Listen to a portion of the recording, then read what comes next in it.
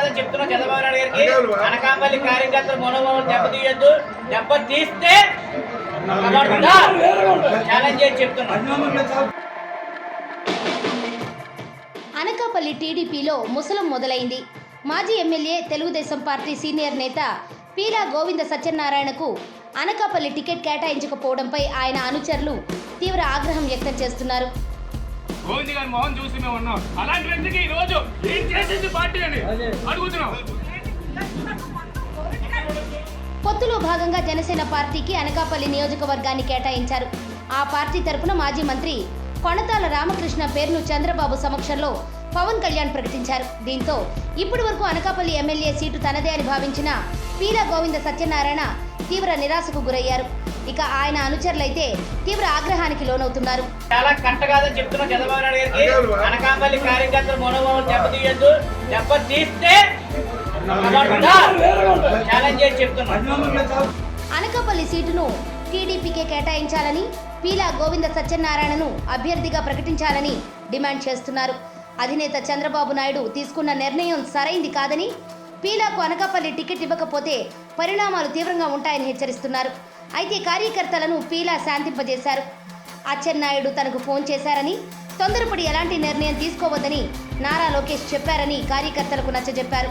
సాయంత్రం 5 గంటల వరకు వేచి చూడమన్నారని, ఈ లోపల అధిష్టానం నుంచి ఎలాంటి నిర్ణయం వస్తుందో చూద్దామని కార్యకర్తలకు పీలా వెల్లడించారు.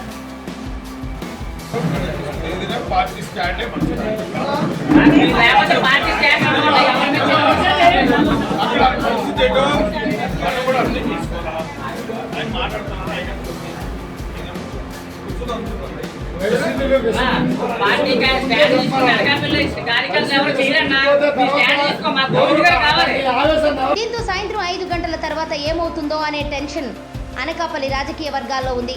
ఒకవేళ పీలా గోవిందకు సీటు ఇవ్వకపోతే పరిణామాలు ఎలా ఉంటాయి? ఆయన పార్టీలో కొనసాగుతారా లేదా అనే ప్రశ్నలు తలెత్తుతున్నాయి. ప్రోగ్రామ్ చేయకపోయినా నేను దేనికి పట్టించుకోకుండా ఎటువంటి విషయాన్ని ఉన్నానంటే ఈ రోజు గోవింద్ గారి మోహన్ చూసి మేము ఉన్నాం. అలాంటి వ్యక్తికి ఈ రోజు ఏం చేసింది పార్టీ అని అడుగుతున్నాం.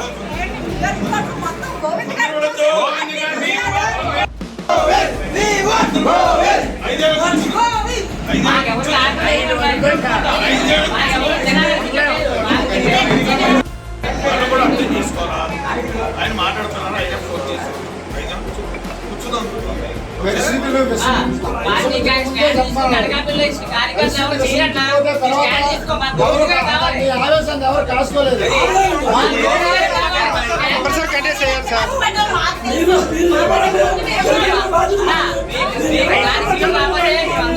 రాజీనామా చేసాం. మీ వేసిన కేసులు కూడా రద్దు చేసేస్తాం. మాకు గోవింద్ ఉంటేనే తెలుగుదేశం పార్టీ లేదా మనం మర్చిపోండి.